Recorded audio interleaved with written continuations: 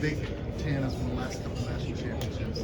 Y'all feel any responsibility or obligation to defend the SEC kind of? Do y'all feel that, and not only with from a national level, but with like Texas and OU coming into the SEC? Well, it's every season is different, and those teams, they did what they needed to do to be in the position that they were in. They executed. They did the small things. So we got to go and we got to execute. We got to go 1-0 every week, and it starts with fall camp or spring ball. We've been doing that. So it's definitely we got to go execute, and we want to win and be the top of everything, but still got to go put the play in the plan. Tim, you guys obviously had so many great rivalries in Alabama. As far as the one with Georgia goes, what kind of stands out about that one? Kind of how big was that win last year in Tuscaloosa? Just about going to Athens for the first time. I think Alabama's been there in 10 years. Yeah. Well, with the SEC, it's a lot of it's great ball. So when two teams like that, two powerhouses going at it, it's like two heavyweight fighters, and everybody want to see the fight. So it's always a good time. And then going to Athens, I know it's going to be a great time. It's a great environment. I remember being there when I was a recruit, so I know it's going to be a fun experience. Hey Tim, 2019 was the last time Alabama football had a defensive lineman drafted in the first round. I know that was Keenan Williams, and after that, the one after that was now you have the opportunity to do the same thing. You coming into the year being touted as one of the best defensive linemen in college football. So, do you have any goals or anything you are trying to match that standard that was last set for you? Yeah, my right now head down and I'm working. I'm gonna do what I can and God gonna do what I can't. So if I handle everything, all my business, God gonna do the rest. I can control my work ethic.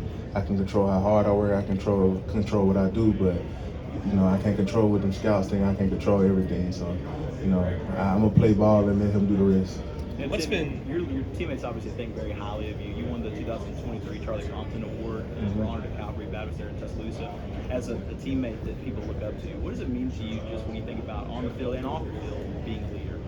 It means a lot, especially being led by God, because at the this is not the end all be all. We still got our soul got to go somewhere when we leave this place. So I'm just trying to make sure all my guys get their life right so we can have a party in heaven when it's all said and done. What will it be like getting Deontay Wilson back on defense? What have you noticed from him as he regained his strength and got back to health?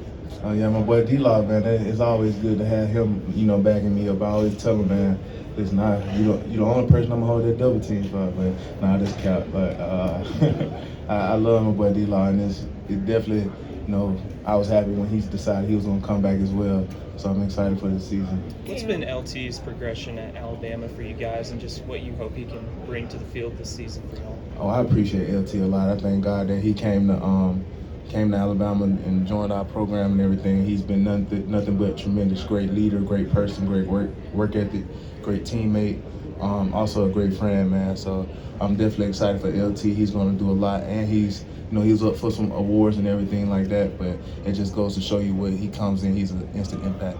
Yeah, one of the things that Coach DeBoer mentioned is that y'all are keeping the main thing. Y'all are not focused on, the future. Y'all are focused on right now. How important is that for y'all going into year two? It's definitely important, especially being where your feet are, because you get to looking too far ahead. You don't take care of things that's right in front of you, and you get to focusing on things that already happened. You can't focus on what right in front of you the same way. So that's what it is. Going 1-0 every week, executing, calling, everything like that. You guys came about one game. You guys came one win short of the playoffs last year. Internally, what has been the message about the expectation of the program as far as reaching the playoffs? Well, of course, you know how last season ended. That wasn't the standard, and we know that. So it's just been a sense of urgency of getting back to the way things were as far as executing, playing the whole 60 minutes and things like that. So of course we want to play our best. We want to do our best, but we just got to go out and execute the coach's plan. Tim, a certain Florida State quarterback chirped a little bit, and I was wondering, one, was the message received, and two, response? Disrespect will be addressed. How can the defense do better against mobile quarterbacks like him this year compared to last year? Well, he is a great athlete and stuff like that, so I can't wait to play him.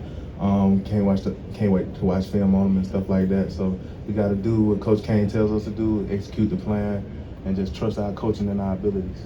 You said Alabama didn't quite live up to the standard at the end of last year. What do you think went wrong on the defensive side to not live up to that standard? Execution.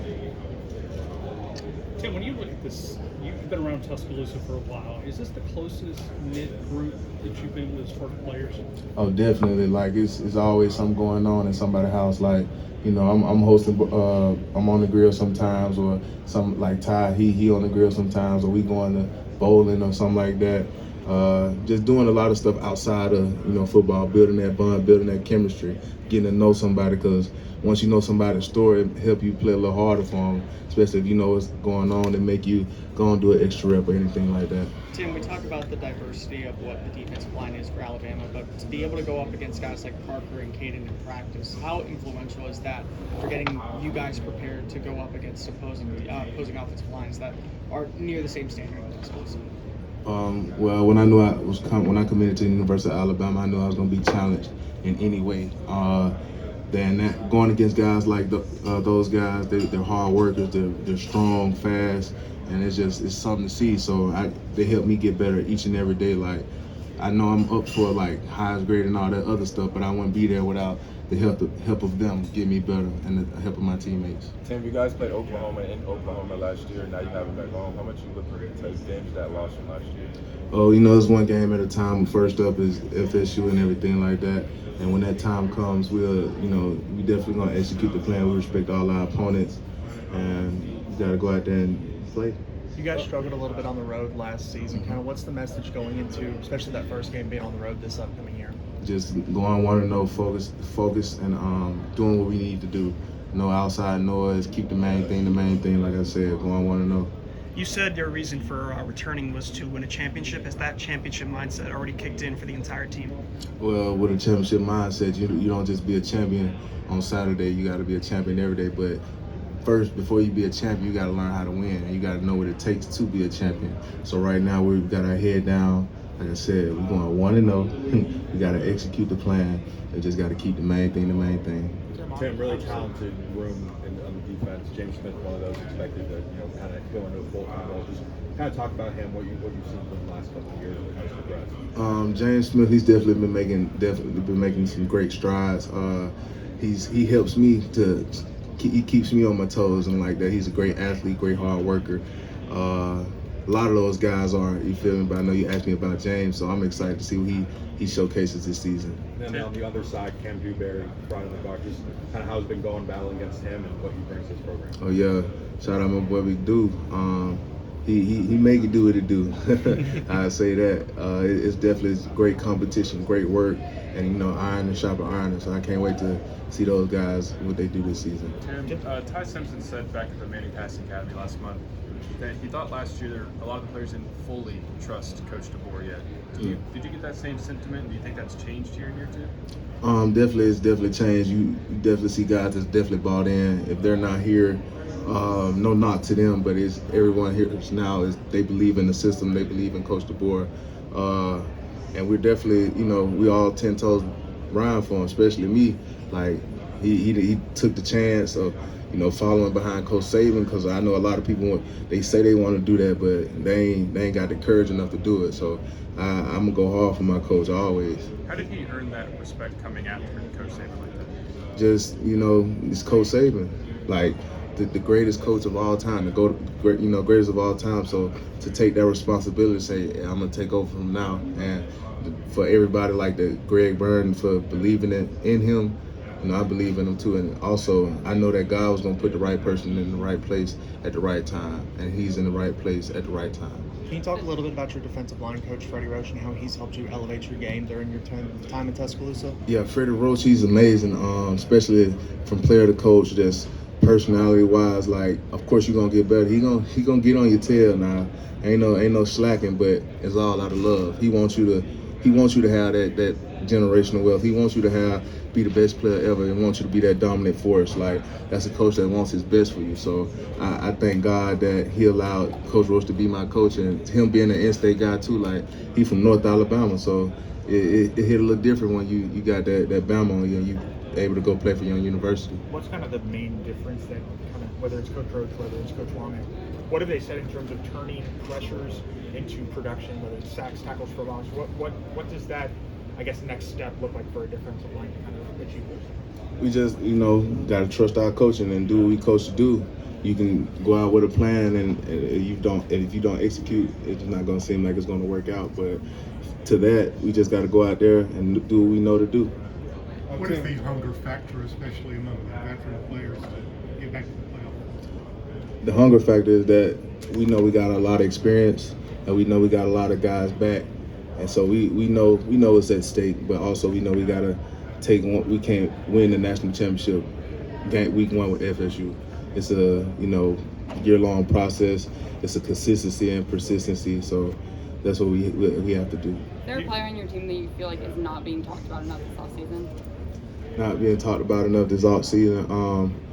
I'm gonna definitely name a few. So I hope my guys don't get mad at me, charge it to my head, not my heart, stuff like that. But QB Reese. I'm gonna shout out all my D-line guys, of course. Anybody like this, just like Jalen Bachway, some young guys too, like I say, who else? Like Cam Calhoun, Kelvin Collins, all those guys. Jeremiah Beaman, he's been doing a lot, especially him playing behind me and everything like that. I'm excited to see what he does, but a lot of guys, they've been putting in a lot of work, and I can't wait to see what they showcase over the course of time over the season.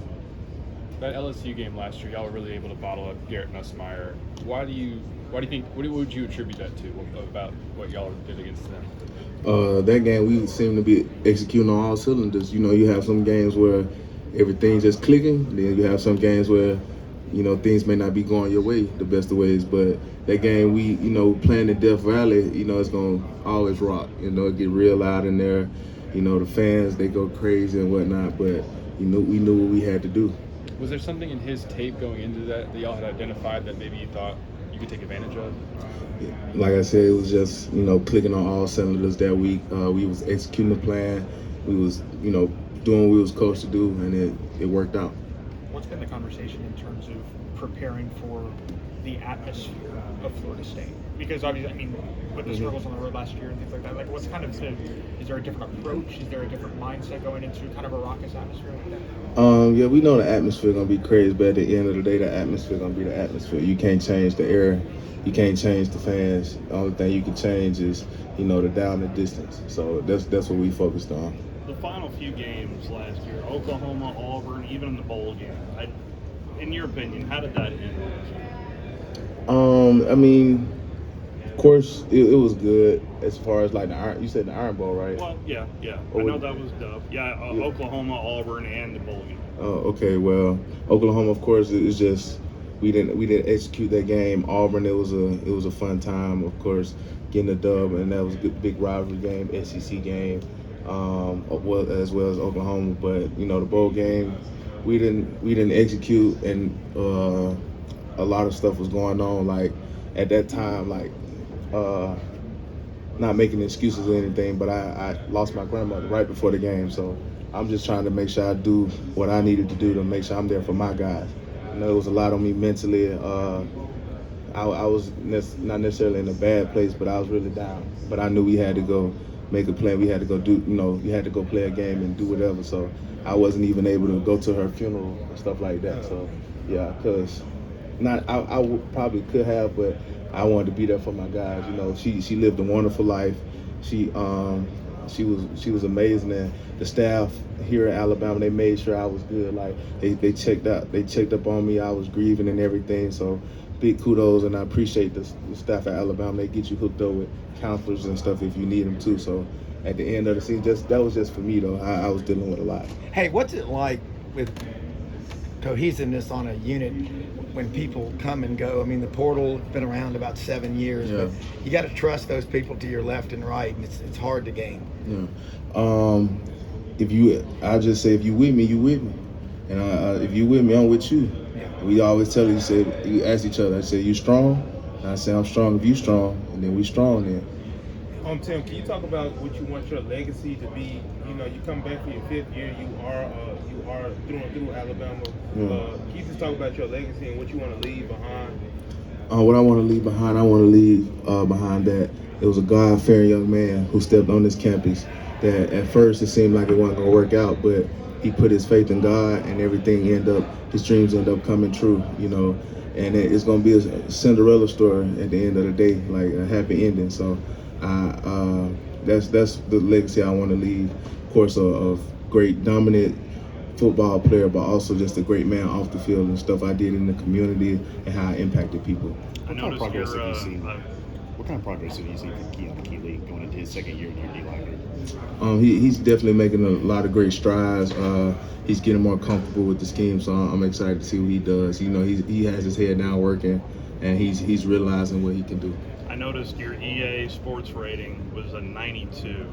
Have you played it? What do you look like on the video? I'm pretty decent. You know, I got a lot of my buddies and stuff using me and stuff like that in the game. They sending me clips when we making plays like that. I'm just trying to make sure I translate that to the field and into in real life. So it's a blessing to be that rating. Of course, you're always chasing greatness, but it's an honor to have that. Deontay, can you talk about being a spiritual leader in the locker room, and what that means to you, and being able to share and your faith and so on with the other players? Yeah, you said what you said before? Spiritual leader. Before that, what you said, Deontay? No, I'm talking Tim. Yeah. It's fun. I just wanted to make sure, but yeah, my faith is that's my why. God is my why, and I'm always advocate for Him. He's the reason I'm in this position. I wouldn't be here without Him. I wouldn't be talking to you all. I wouldn't have the favor that He's placed on my life. So I'm always be a big advocate for God. How have past defensive linemen that are now in the NFL kind of shaped you as a mentor at Alabama? Well, being from Birmingham, you got Quentin Williams, Deron Payne, Marcel Darius, and DJ Dale. And I was there with DJ Dale. I got to see some recruiting with Quentin a little bit, and I saw from him that you ain't gonna always start right away. You gotta work your way. You gotta grind a little bit, get it out the mud. But having that faith in God and being able to be in arm's reach, working out with those guys and seeing that it's possible, and God showing me that it's possible, it's definitely a blessing and an honor. What does it mean to you to represent Alabama today? Oh, it means a lot. I'm so Roll Tide. Just being from the state, watching this ever since I was knee high, running around, dreaming one day I was gonna get to play on that field and I get to live out the dream. So it's an honor and a blessing to be able to represent them here, especially as a leader and a God-fearing man. So I just give all the glory to God. I mean, you're someone who's spanned both coaches from Saban now to DeBoer. What's the pride level for you to maintain where the program always has been when critics outside voices might say that a drop-off is inevitable? Yeah, it's always a pride thing, and people say what they're gonna say, but when you go through somebody like that, like I said, coming behind Coach Saban, it's definitely like a big responsibility. And Coach DeBoer has did nothing but an amazing job. Of course, you're gonna have some with rebuilding and learning new things and like that, learning a whole new system. You're gonna have some ups and downs, but Coach DeBoer has did a wonderful job, like as far as getting us where we need to be, getting us in the mindset we need to have, and just let us go out there and play what we need to do. We've heard a lot about how this team is more bought in, kind of going off of that question this season. Mm-hmm. What has allowed for that buy-in from your team, and what is kind of the temperature of where this team is at heading into fall camp? Like I had said earlier, but we dedicate this season to God. We giving it to God. We living for Him, and we know that it starts with Him. So if it starts with Him and we get in alignment with God, everything else will fall into place. So that's what the biggest focus been. Because once you see a lot of God around, you see a lot of hard working around.